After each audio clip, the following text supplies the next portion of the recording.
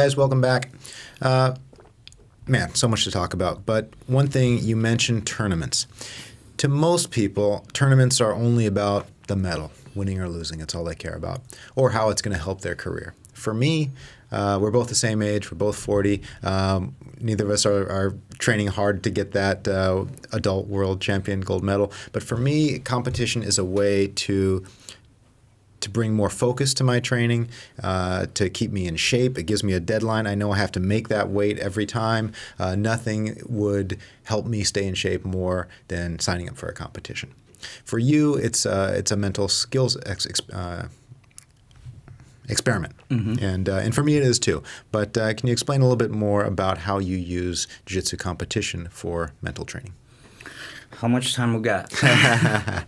Man, we can go for a while just because I love this topic, and I'm going to use an example of there's so many examples that we can use, but as far as we just had the World's Masters Seniors this weekend, right?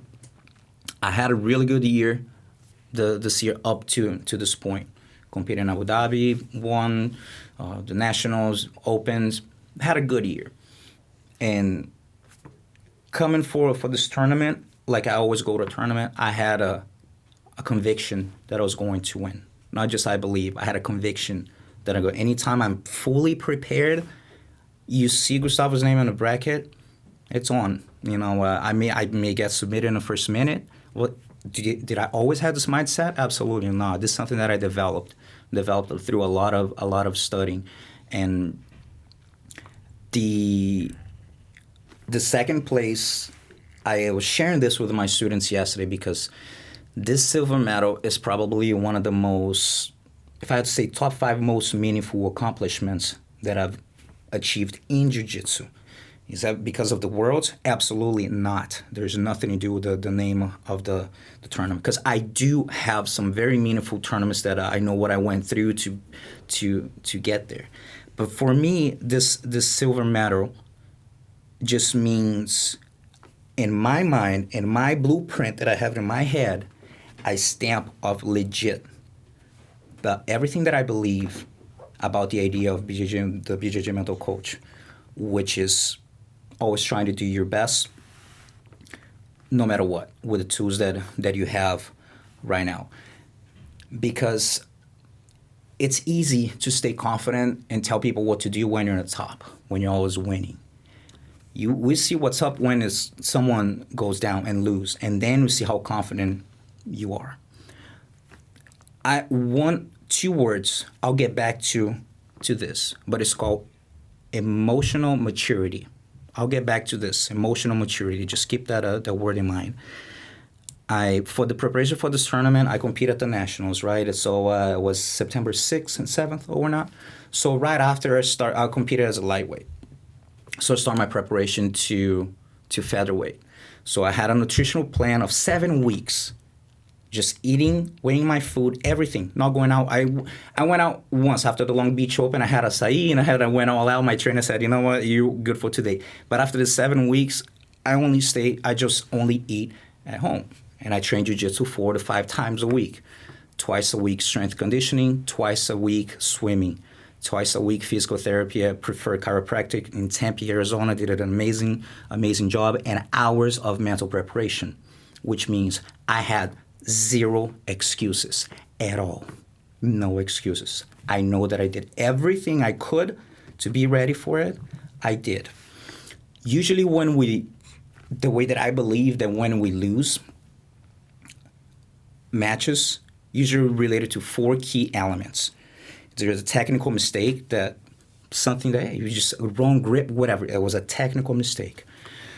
And then you have the conditioning, the physical, that can spread to a lot of different areas, from not being totally prepared, from having a big bracket and you spending a bunch of energy, to cutting weight and then not recovering. This is a huge issue for all of us, because you can have a Ferrari, but you don't have no gas in the tank. You ain't driving that bad boy. So the one that I focus the most is nutrition, because, man, if not, I will not be able to perform to the best of my ability.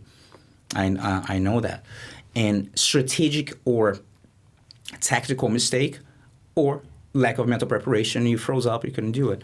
And I really felt that I made a strategic and tactical mistake. Marcelo, which is a friend of mine, we used to train back then, back in 96, 97, a long time ago. But at the last minute, I decided to change I'm fine playing top, bottom, doesn't matter. I compete in judo too, so if I have to go takedowns, I'll go. But I decided the last minute to change my game plan, and I decided to play bottom. I've been playing a lot of top lately in tournament, but I decided to change my plan. So the match was very close. Marcelo did a really good job shutting down a lot of my attacks. He was playing 5 minutes. One thing that I was surprised, man, those guys, they felt strong because in 5 minutes, everyone's like holding tight, very tight. And so everyone was trying to minimize those windows and make mistakes. So he definitely minimized a lot of my options. And with 10 seconds left, he had 2 advantages. And I have 1, but he had 2 negative points. I was able to pull and a butterfly sweep, duck under, go around his back, and ran out of time. And as soon as I ran out of time, I was like, man, I got it. I can't believe I made it. And then I got up and I looked at one ref, and he got up, gave advantage. I looked at the other one, nothing. And then the ref, nothing.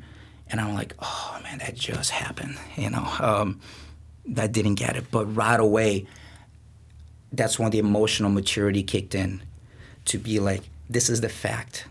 The fact cannot be changed. This is the outcome. I can just make a big scene, right? You can react to this fact or you can respond to this fact. You only have 2 options. You're going to react, you're going to use your emotions, and probably you're going to be irrational about it. And you're going to respond to it. You're going to be rational and analyze the most rational and positive way possible. So as soon as that happened, and I look and they didn't get points right away, like I talk with myself all the time. The spiritual Gustavo is right there all the time. He's like, it's your fault. Get your head up, shake everyone's hand, take responsibility, which is the tip number 5 of my program, because you chose to play that guard.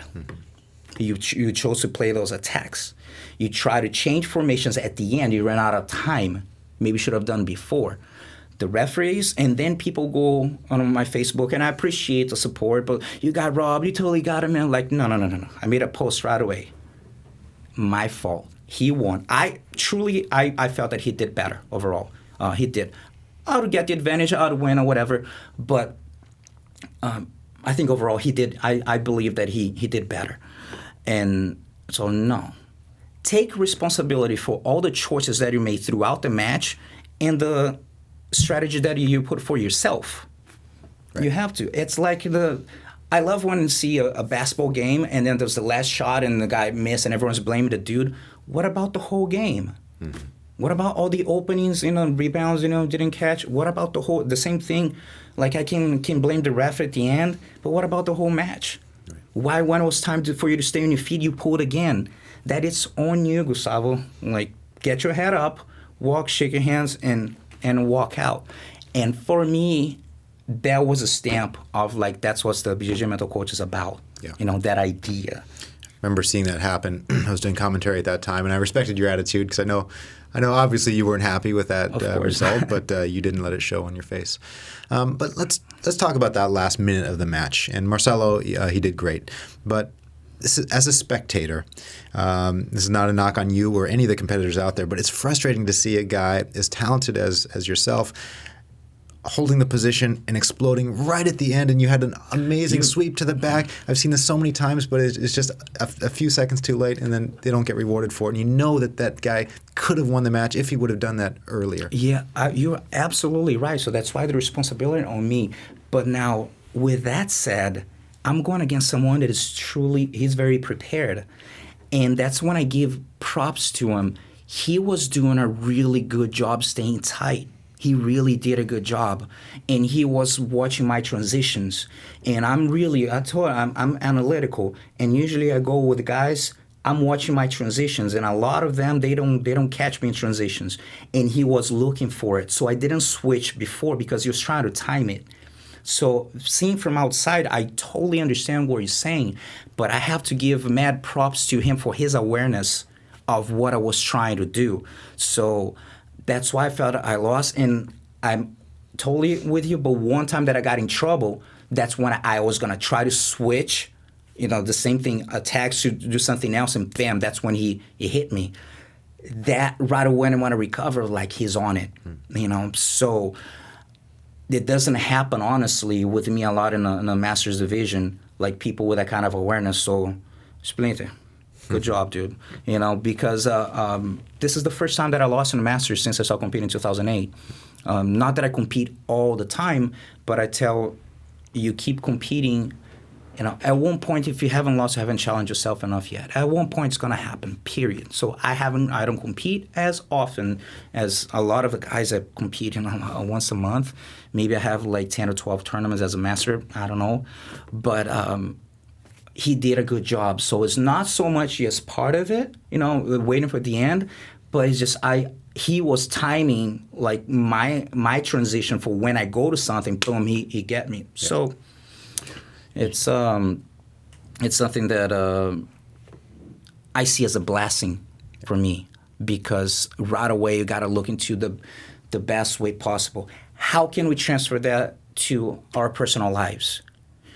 Emotional maturity, because we talk about emotional maturity. You're 40 years old, you have your business, you're a mature guy, right?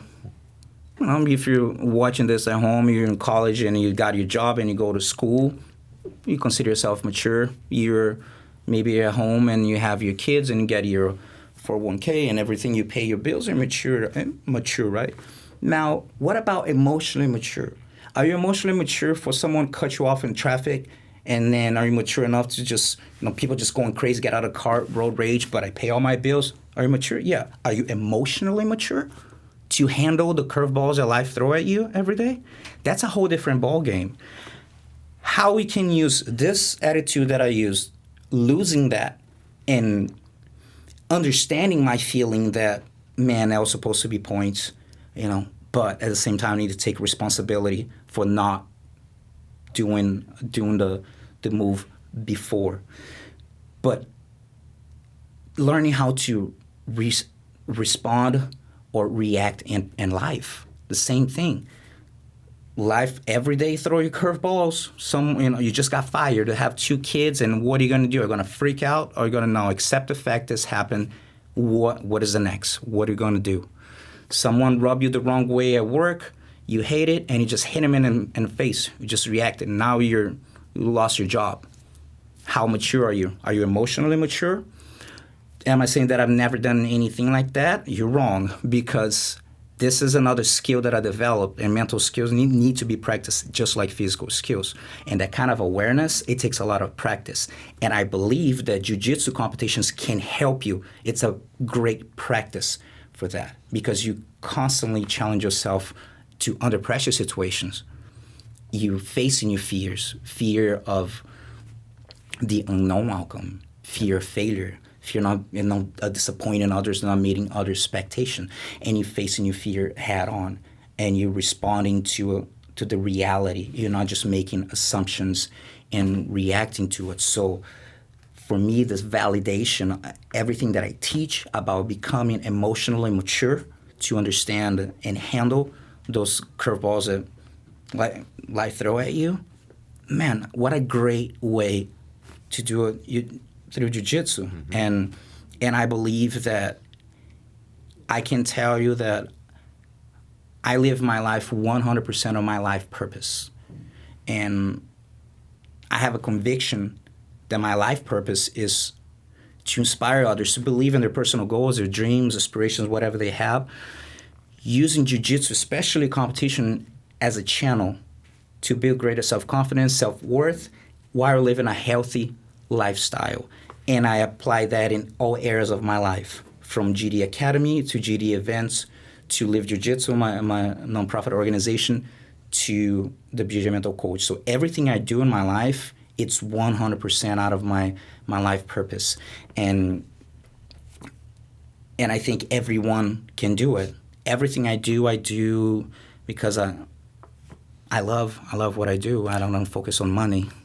So obviously you put a tremendous value on competition as a tool for self-development, and so do I. But you come across students that don't want to compete, and they'll come up with a mile-long list of reasons why they don't, and sometimes they're legitimate reasons. But in my opinion, the number one reason is fear, and most people won't admit that. How do you respond to a student that gives you all these excuses of why they don't want to compete, knowing that you could help them become a better person if they would try? Help with me setting the example and being vulnerable, like doing what I'm doing right now. Because I always mention this example. My son is 14 years old. One day we were driving, he was 10. And out of the blue, he just says, "Dad, how come you're not scared of anything?" I'm like, where'd that come from? And like, you always do whatever you want. Like, how you do that? And I'm like, you're very wrong, buddy. Dad is scared of a lot of things. I just don't let fear control my life. It did for years. Like, I felt that, and not only me, but I guarantee you that so many viewers can really relate with this, that you're just walking with a ball and chain. You're moving forward, you're facing your fears, but you're not going head on. You're carrying extra baggage, unnecessary extra baggage, which is that kind of fear of what if I don't make it, or if I make it and I can't handle it, fear of success. And I made a promise to myself that I do not want that fear control my life. And when I share this with students, I don't have to force anybody to compete at all. At my school, we compete in the Southwest. I just put a list in the wall, 60 people signed up. I don't have to convince anybody. It's just little by little they see the benefits that people get from it. Because some people, they are not competitive. They just don't want to be like, I just really don't care. Dude, that's totally fine. But I know that there's a lot of people, and I want to know, like, just tell me why you don't want, and I just want to express. And as we start talking, suddenly, bam, the fear topic pops up, and it's totally understandable. But what I try to do, it's especially with the Inner Discover Father Success, my program, is, let's try to find out what is holding you back from really go after what you want in your life. If compete is something that you'd love to do, but you're scared, what is holding you back? How many things are holding you back from going after what you want in your personal life and going after maybe a dream that you have or a goal for a business or whatever, but you always have that little voice. Have you watched Dexter? No, sorry. For the guys who like Dexter, it was a Showtime, and he was a serial killer that just killed bad people or not, and he had his dad that is his dark side and his dark passenger. So I like to tell people that our dark passenger, it doesn't go away. They want to tell all the insecurities and the doubts and assumptions. The average human being has from 50 to 60,000 thoughts a day. And guess what? 70 to 80% of them are negative. We don't realize how bad we criticize and judge ourselves and others. We don't even realize until we start to really being aware of it. So those negative patterns that we have that we've been carrying our whole lives from things that you picked up from our parents, for people, coaches or teachers or whatever we had, negative patterns, they don't disappear, but you learn how to control them. So every day I work on that awareness, and I transfer that awareness to my jiu-jitsu. Like, I do really well. You change your hand, why? Why his hand was here, now it's there. I want to know why. And I do that in jiu-jitsu, in my personal life. I have my positive affirmations that I read every day, that are what I want to live by. And I make sure that I go over all of them and I'll address them. That anytime I feel the negative voice come in, just stop, reevaluate that thought. Where's the source of the thought? Is it irrational? snap, get back to it. And that's why I just keep driving and going. You don't think I wouldn't have fear of shooting a DVD, mental skills, negative thought. I had a lot of negative thoughts as they came to stop bombing me, like, are people going to accept? How is it going to be? I'm like, bleh. Stop. Schedule the hotel, book, and was I booked right after you went there to the one. Matter of fact, you gave me a great feedback after that. You just triggered me one little thing, and then I just made a big change in the program. So you didn't know that, I'm telling you right now. It's just amazing how sometimes just one little feedback. So that's why I invited you to go there. People sometimes, and just be open mind to what people have to say, because sometimes people try to be so defensive that, I can be wrong. No. Like, listen what people have to say. There's a reason why I brought you there. You're in the field, and then you've been in the game for a long time, and you just gave me one, and then from there my head was just like, boom, got it. That's one that I need. And then 6 weeks later, I was shooting the DVD, and people have no idea how much work that is. But after my school, that's my second most meaningful accomplishment that I've ever achieved. If I don't make a dime with it, I really don't care. But as long as I can help people that program can really make an impact on people, and I believe it will, because it has done it myself, and I'm living proof of it. I'm extremely fulfilled. Great. Yeah, I'm sure it's going to help a lot of people. And, if you think about high-level athletes in any sport, many of them have access to sports psychologists.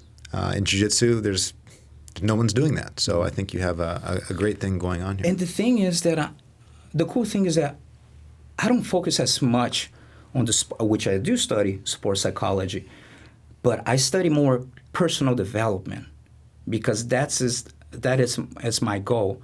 I love having people in my school, the medal chasers, the guys that really want to compete and they really going after. But I tell them, what else? What else you bring into the world? Just the world champion. When you die, like in your service, what people going to say? Oh yeah, he won a bunch of medals. What else? What else did you bring to the world? What did you help with anything? So with a lot of the guys that I mentor, that I'm coming up, and sometimes they get too caught up into having to win to build their names, and a lot of them, there's one of my competitors that has been doing really well. He's going the right track, and I mentor him in a way that, like, if you stop to compete right now with all you have, you already can become a really good instructor. Not only have the results, but I'm saying, like, your personality as a human being and your natural born leader, which means people will get into it. You know what I mean? You don't have to get a bunch of titles. I built my name in the United States as a coach. I've never been, like, the guy competing this and that. I've never been. And I tell you what, and I didn't because of this. Because I know that I have really good jiu-jitsu, but I was carrying a lot of weight, and I didn't know how to do it. So when I see young competitors pressuring themselves too much, I'm like, dude, if you have any idea, you know what I mean? Like, how the competition is just such a small part.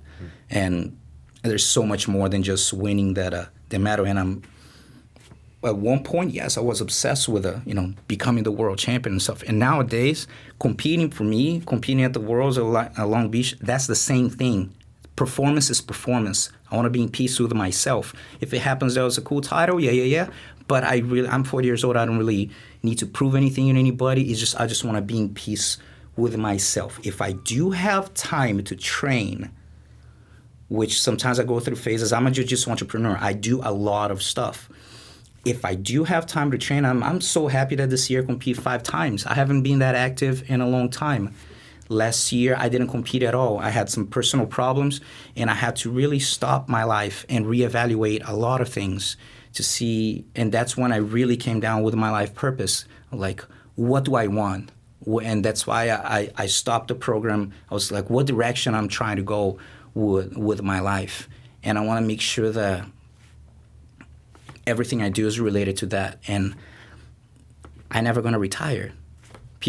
Some people have the dream to just get my 401k and want to live by the beach, and I'm gonna go insane if I go somewhere and just live at the beach and not do anything. In 2 weeks, I'm like, maybe we can do some jiu-jitsu. Like, oh yeah, so did my school. And it's my mind. I'm a natural born entrepreneur. My mind is 24/7 working. It's fun for me. So if I'm alive until 80 years old, I'm going to be working. I'm going to be doing projects. It's fun. It's fun for me. So when you find your life purpose, or what I have if you've been on my Facebook, I have the banner, the 2 most important days of your life: the day that you're born, the day that you discover why, like why you're here, because everything changed, and you start to do it just doesn't feel work. Yeah. It's just that's what I'm meant to be, meant to do. So I have 0 complaints in my life at all. Gustavo, let's get down to specifics. Let's talk about personal mental training. Most jiu-jitsu guys spend all the time in the gym. They might go weightlifting also, but it's all about the physical. For me, mental training is very important. For me, it takes the form of breathing exercises and meditation. I've heard you mention affirmations. Mm-hmm. Is that the most important part of your mental training? And if not, what else do you do by yourself? Not necessarily, because you can put positive affirmation and sticky notes everywhere. If you don't feel it, if it's not here, and if it's not here that I believe, I have a conviction that I can do this, which takes time. You can put sticky notes as much as you want, like I'm going to win, I'm going to do it, I'm great, I'm not, and you don't believe it. So it takes, to improve, to take to another level, you got to do like a really soul search of what is the root of the problem. Comes down to self-esteem. A lot of people don't like to hear that, but that is true. This is 85% of the population suffers for some low deficit of self-esteem, that question yourself, like, I'm not sure, am I good enough? That kind of stuff, and constantly aware what others may think. If I do this and it doesn't work or whatever. I read a lot, and I listen to a lot of audiobooks and CDs, and I have my book. Maybe if people see me at the tournament, I'm reading my notes, my reminders of my triggers that I need to remind everything that I've done.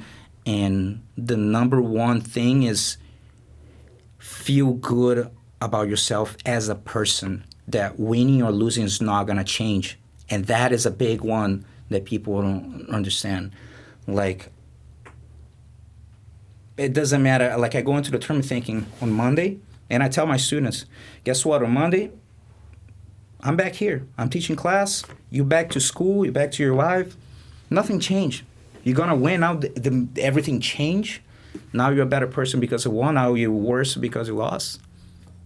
And try to get that. And it's about focusing personal development, like being sure that that's the number one tip of my program. Be true to yourself.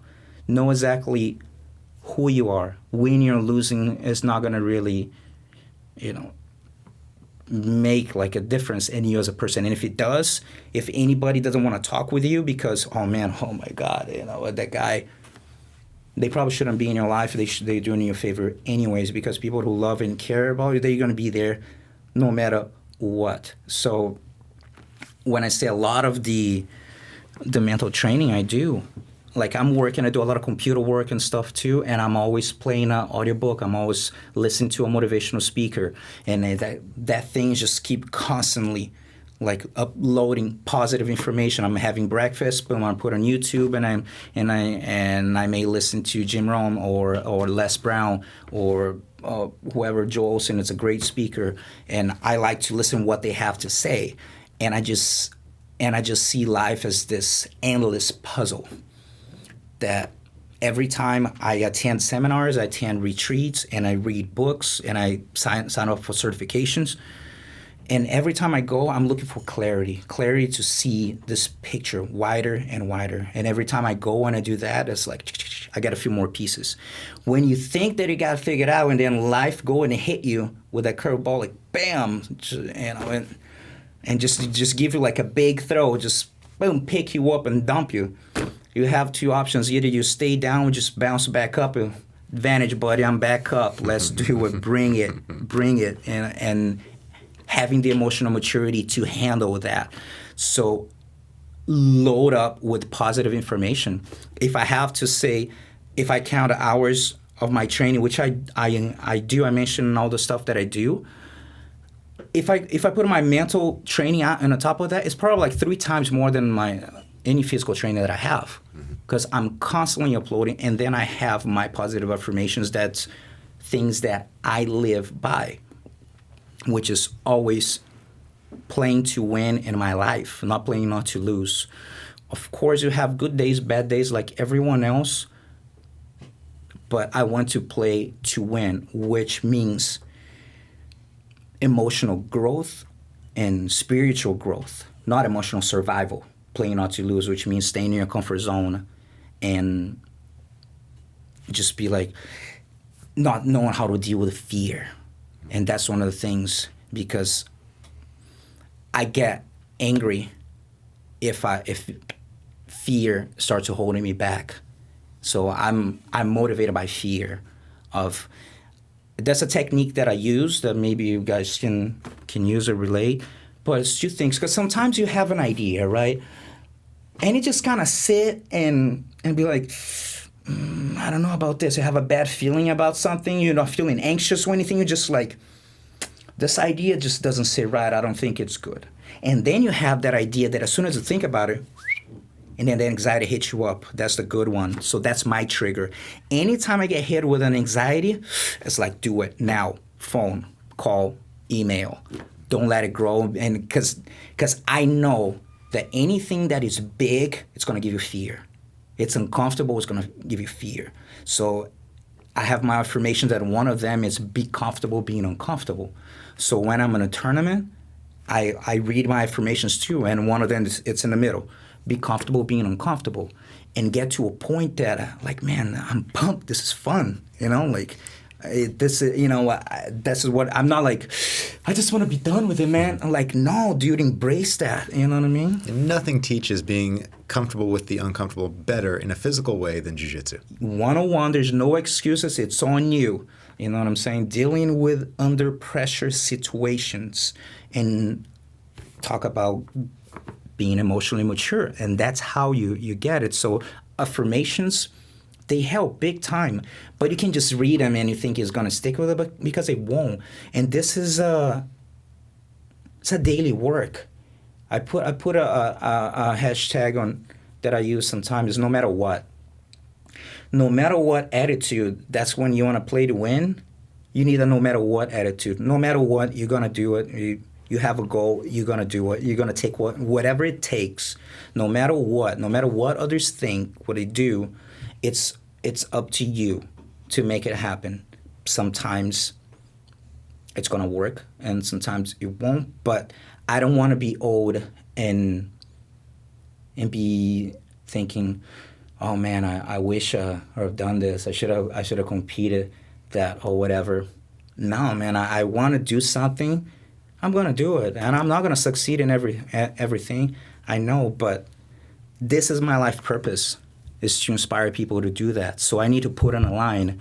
And when I made this decision last year, and that was August of 2013, that I made a decision that I don't want to carry this ball and chain anymore. This is done. And I'm going to live my life to the fullest and live my life purpose. In order to do that, I need to lead by example and do whatever I feel like I want to do. As far as competing, I'm not stupid. And again, my role model is Shaolin. I know what it takes to get ready for a tournament. The same way that I train for one match in Vegas, I'm going to train for 5 matches. I don't go like, yeah, it's just one match. No. I'm going to look at you the same exactly way. I don't care. Performance is performance. I'm trying to be the best that I can be if I have time to prepare. If I don't, I won't compete. Luckily, I have an amazing support system in Arizona. I have my black belt, Steve Rosenberg, one of my best friends, and helps me out with training. He has amazing jiu-jitsu, teaches, he's been with me since the beginning. He knows how I like to teach. He's getting analytical just like me with the teaching. Great training partner. Teach the kids program with Jonathan Van Buren, one of my brown belts, have been with me for a long time too.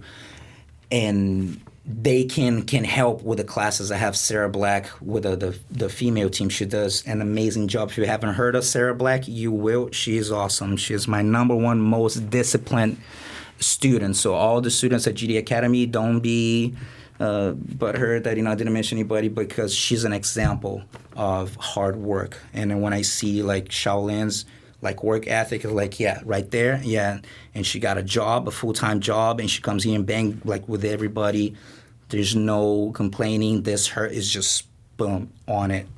And my secretaries and they help me out. Anna and Krisha, they do an amazing job. So I can do everything I do. So without them, I wouldn't be able to make this happen. Running an academy, making a new business, and competing is a lot to do, but you've done a great job.